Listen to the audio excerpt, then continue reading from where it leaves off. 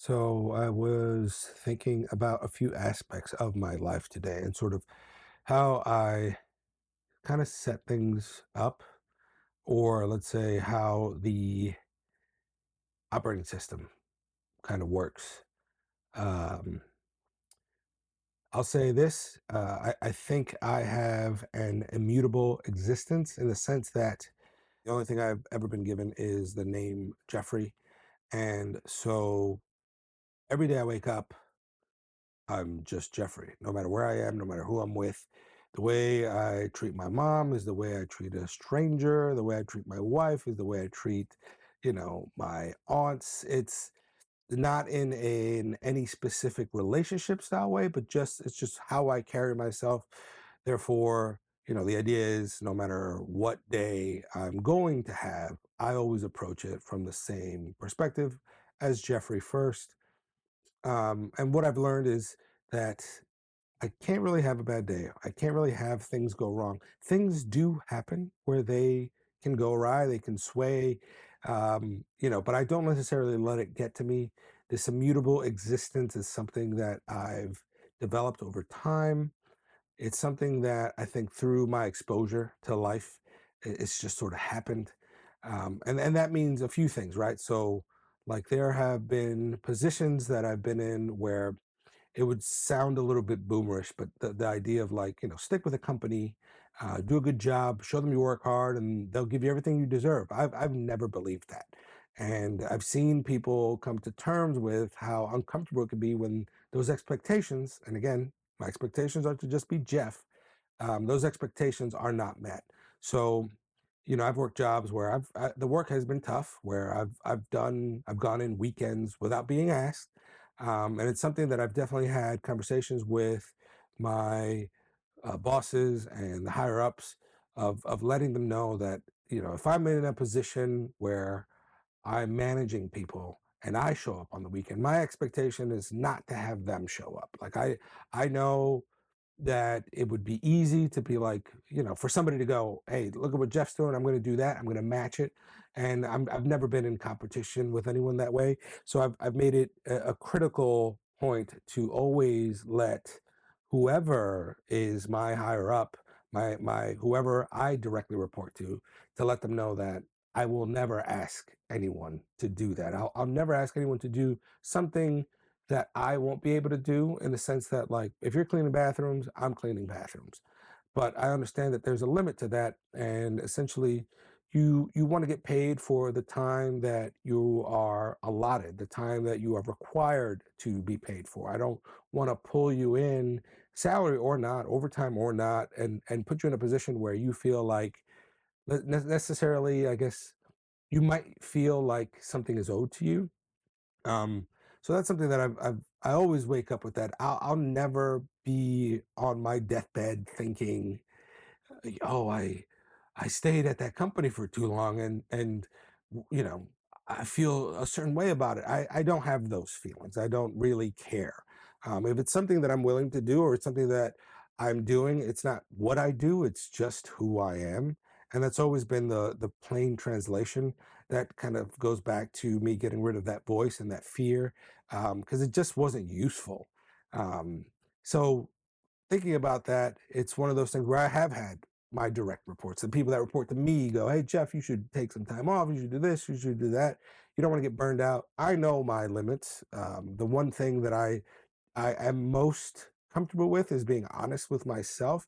And I'll see people kind of take my example and maybe try to match that energy and then see them get burnt out. So I always try to approach everyone in the most honest way.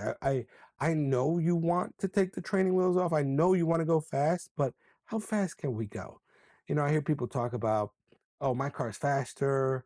Uh, I'm faster. So and so is this. I have more money. I do this. I have 8 bathrooms, and it's like all those things are comparisons. They don't go anywhere.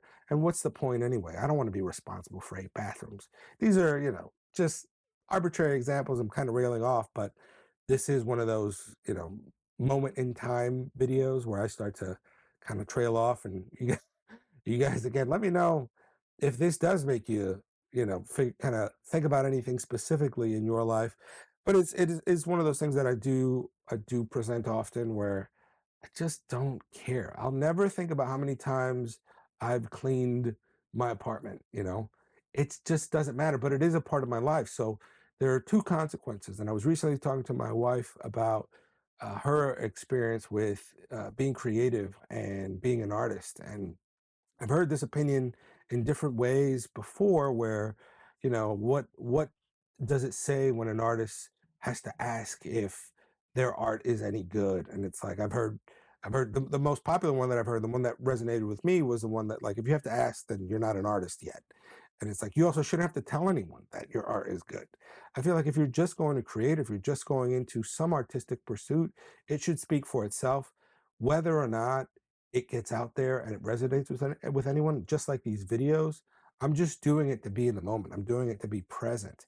So her experience of being able to hold herself accountable and sort of feel this kind of gut-wrenching feeling of, I have to get the words out. She's a writer and she does make YouTube videos, and she's always had this thing. She talks about having first started writing when she was 6 or 7 years old, and she still has that journal. And in my mind, the way I think, there is no consequence if you don't write today. If you, for instance, were gonna tell yourself, if you tell yourself that you're going to exercise and you don't exercise, what's the consequence? Nothing. I mean, eventually you'll pay for it, I think. Maybe some people don't. I mean, it depends, right? But like if I don't clean the apartment at least once a week, if I don't go through the edges, the friction, the texture of life, then I know that there are physical consequences. The bathroom will feel disgusting. If I don't make lunch, I'll be hungry at work or I'll overspend or something like that. So practically in my mind, I always try to ground the elements and strip away all the feelings, because while feelings are important, I always think that it just depends. It mostly could be separate, if you so choose.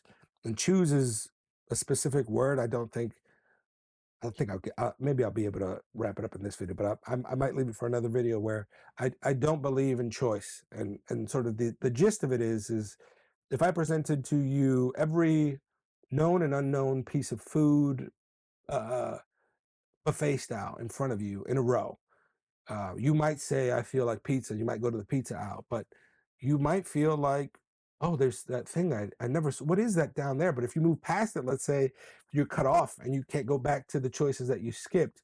So a lot of the times, what choice is perceived to be, when I strip it away, it's just convenience. It's just this thing that's in front of you. It might be fast food or something, and you feel like you're making a choice, healthy or not, right? Good or bad.